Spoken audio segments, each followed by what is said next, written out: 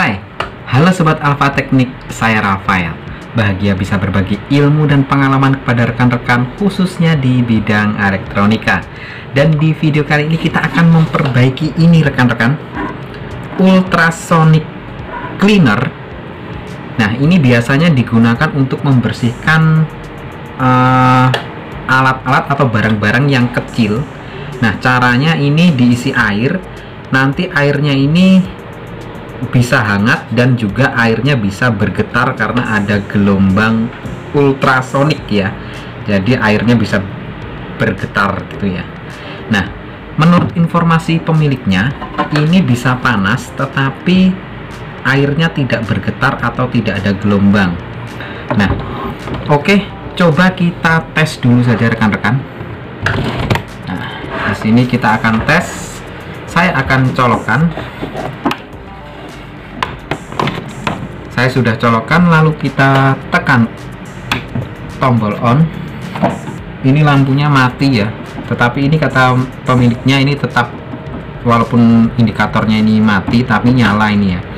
Lalu kita tekan, kita putar knopnya ini untuk pemanasnya rekan-rekan ya. Ini heatingnya, pemanasnya kita on kan. Oh, kita kasih air dulu rekan-rekan. Kita bisa isi air, lalu kita putar pemanasnya, lampu indikator pemanasnya menyala, lalu kita putar timernya untuk misal 20 menit. Nah, lampu indikator waktunya sudah menyala, tetapi airnya tidak bergetar rekan-rekan ya, tidak ada getaran. Tetapi untuk panasnya, coba kita sentuh bagian sampingnya ya, panas rekan-rekan. Di bagian sini panas, jadi airnya bisa panas ya, tetapi saya sudah cabut lagi, tetapi tidak ada gelombang atau tidak ada getaran ya. Nah, oke, jadi keluhannya seperti itu. Nah, lalu bagaimana cara perbaikannya? Ikuti terus video ini, kita belajar bersama-sama, karena saya juga baru pertama kali mendapatkan servisan ultrasonik seperti ini ya rekan-rekan. Nah, jadi kita belajar bersama-sama bagaimana cara memperbaikinya. Silahkan klik tombol like dan subscribe untuk mendukung saya agar saya lebih bersemangat lagi dalam membagikan trik-trik atau cara-cara perbaikan elektronika yang ada di sekitar kita. Banyak sekali video-video cara-cara perbaikan elektronika yang ada di channel ini. Silahkan tonton dan coba praktikan. Oke rekan-rekan, langsung saja kita perbaiki ultrasonik yang rusak ini.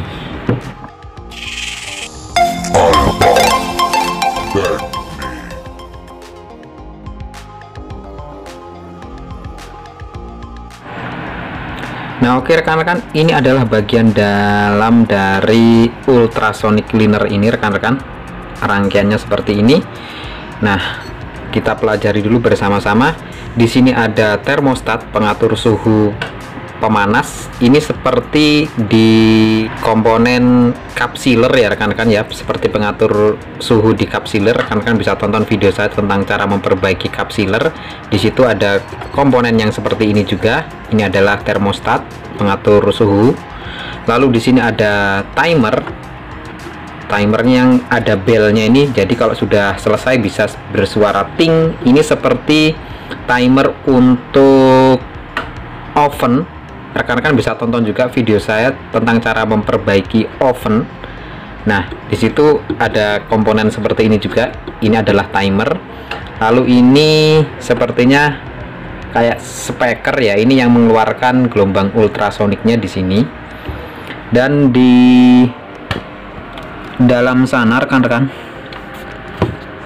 di dalam sini ini ada pemanas rekan-rekan ya. Di dalam sana ada pemanas. Ini pemanasnya kalau saya lihat seperti rangkaian pemanas atau komponen pemanas pada catok rambut. Rekan-rekan juga bisa tonton video saya tentang cara memperbaiki catok rambut. Nah, ini elemen pemanasnya sama.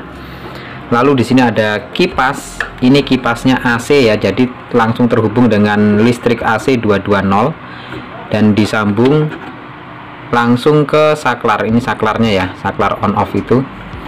Lalu di sini ada rangkaian regulator atau power supply-nya. Ini menggunakan sistem switching ya rekan-rekan sepertinya, karena di sini ada trafo kecil-kecil, lalu di sini ada transistor atau MOSFET sepertinya ini.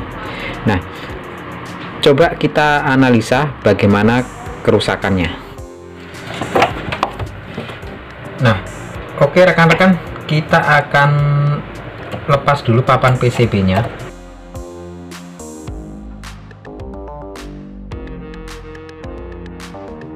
Nah, oke rekan-rekan, ini adalah papan PCB-nya atau papan power supply-nya.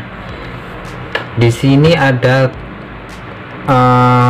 tegangan outputnya yang ke arah komponen seperti speaker yang untuk menggetarkan ultrasoniknya. Nah, tetapi sepertinya tidak ada tegangan untuk ke arah sana ya, ke arah komponen ultrasoniknya. Nah, tetapi untuk pemanasnya menyala, karena pemanasnya itu rangkaiannya dia menggunakan AC ya, tegangan AC, jadi tidak tergantung oleh ini,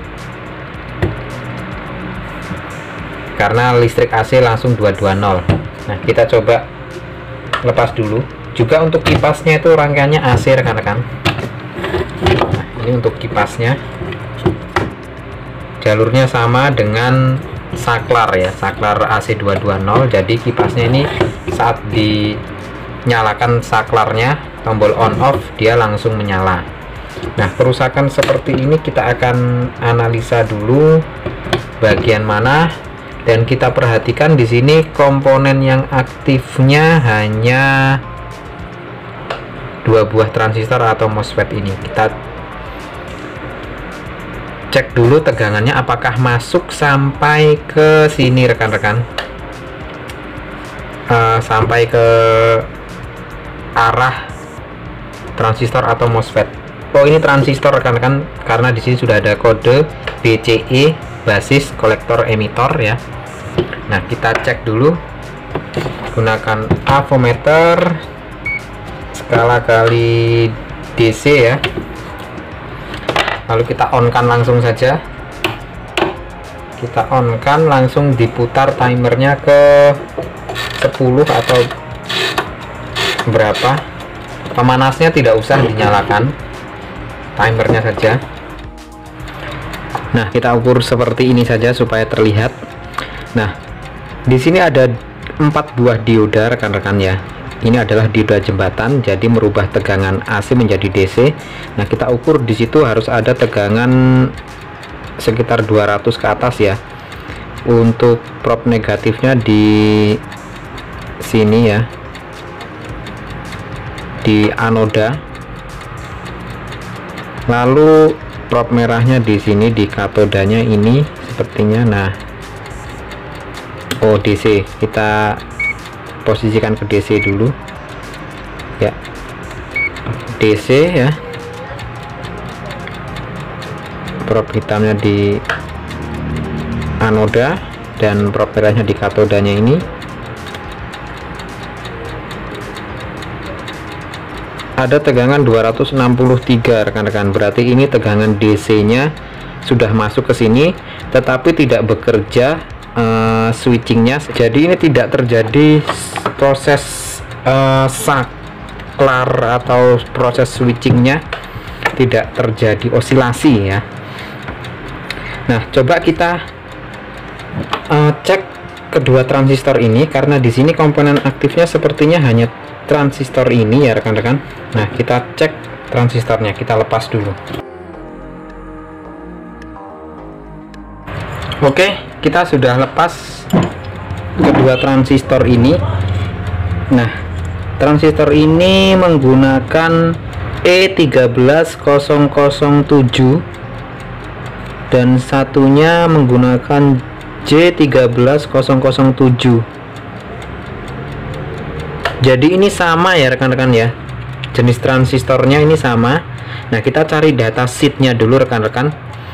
Transistornya ini tegangannya berapa, maksudnya tegangan basis kolektor emitor itu tegangannya berapa, karena kita mengganti tidak boleh sembarangan. Kalau mengganti di bawahnya nanti nggak lama langsung rusak, lebih baik kita mengganti di atasnya ya, di atas spesifikasinya malah nggak apa-apa. Oke, kita cari dulu datasheetnya dan sambil kita ukur dulu. Nah, di sini saya punya ESR meter digital. Nah, kita ukur menggunakan ini saja.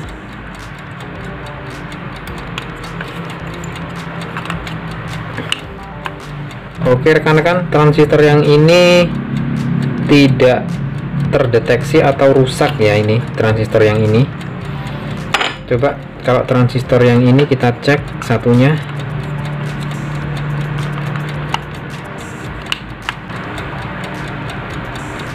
Nah, yang ini masih bagus, ternyata jenisnya NPN ya rekan-rekan ya. Berjenis NPN ini masih bagus, atau kita cek menggunakan avometer analog.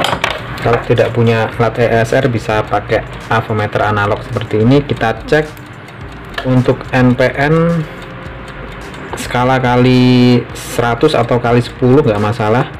Nah, kita cek di kaki probe hitam, di kaki 1 basisnya, probe merahnya kaki 2, jarum bergerak. Apabila dibalik harusnya tidak boleh bergerak. Probe merahnya di kaki nomor 1, probe hitamnya kaki nomor 2 tidak bergerak, dan ke nomor 3 juga tidak bergerak. Ini masih bagus. Yang ini yang terdeteksi rusak tadi ya, rusak ya.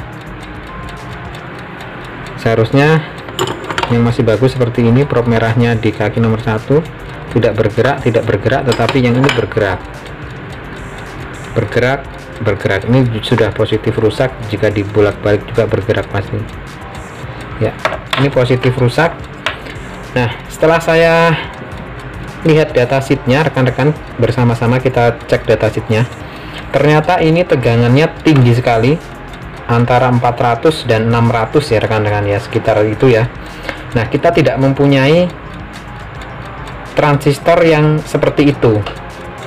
Nah, caranya kita bisa menggantinya coba dengan ini. Saya mempunyai transistor regulator untuk televisi. Nah, ini juga spesifikasinya tegangan tinggi ya, di atas 600 kalau di TV. Nah, coba kita ganti dengan ini salah satunya rekan-rekan. Nah, ini kita buang saja yang rusak tadi. Yang masih bagus ini kayaknya.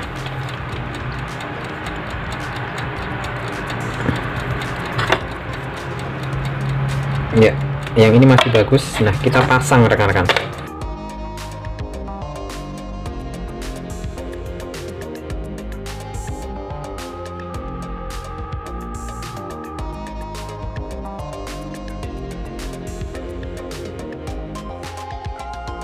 Sepertinya oke.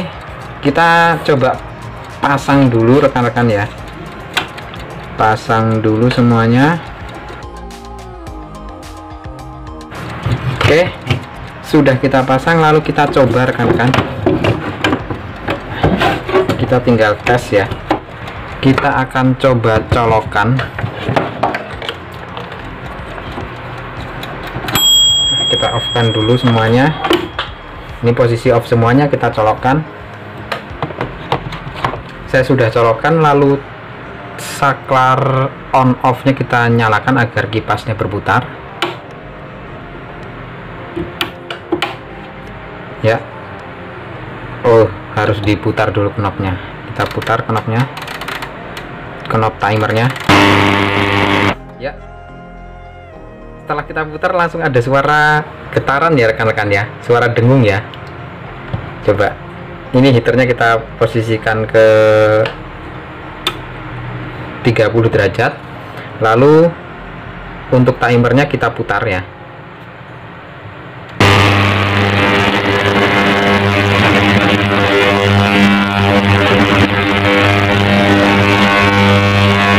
Kita off kan juga, kita off kan lagi, soalnya nanti kalau kelamaan nggak ada airnya bisa putus elemen pemanasnya.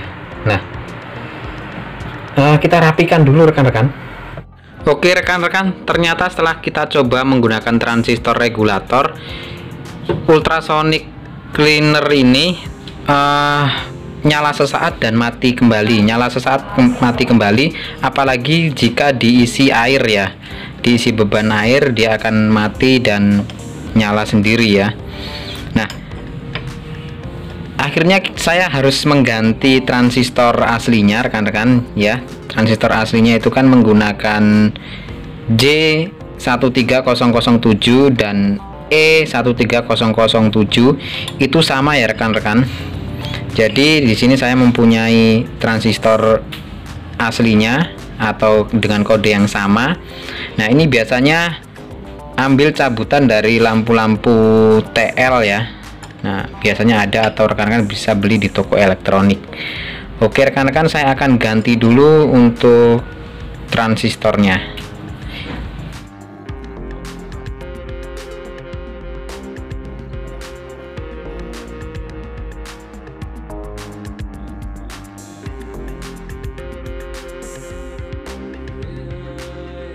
Nah, oke rekan-rekan, saya sudah rapikan, lalu kita tes menggunakan air. Kita beri air dulu. Nah, kita beri air lalu kita colokkan. Ya, saya sudah colokkan. Lalu kita tekan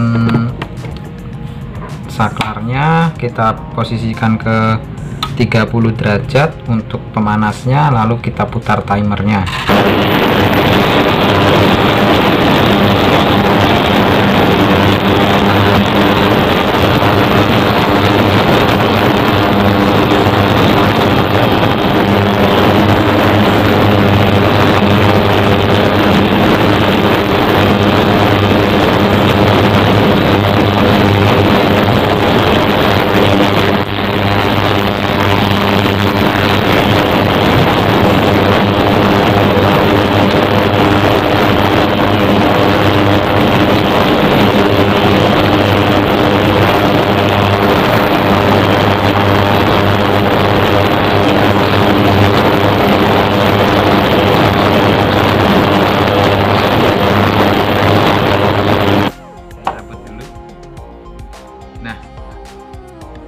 Jadi seperti itu rekan-rekan, kita sudah berhasil memperbaiki ultrasonic ini yang keluhannya tidak ada getaran di rangkaian ultrasonicnya, jadi airnya tidak bergetar. Kita sudah berhasil memperbaikinya. Dalam memasang heatsinknya jangan sampai menyentuh bodi ini karena itu nyetrum ya. Oke rekan-rekan, seperti itu dulu video kali ini. Jangan lupa klik like dan subscribe untuk mendukung saya agar saya lebih bersemangat lagi dalam membagikan trik-trik atau cara-cara perbaikan elektronika yang ada di sekitar kita. Share juga videonya agar ilmunya bermanfaat bagi orang lain juga, serta menjadi ladang pahala bagi kita semua. Hargai ilmu dan pengalaman, karena ilmu dan pengalaman itulah yang dibayar mahal. Oke rekan-rekan, sampai jumpa di video-video saya selanjutnya. See you, bye-bye.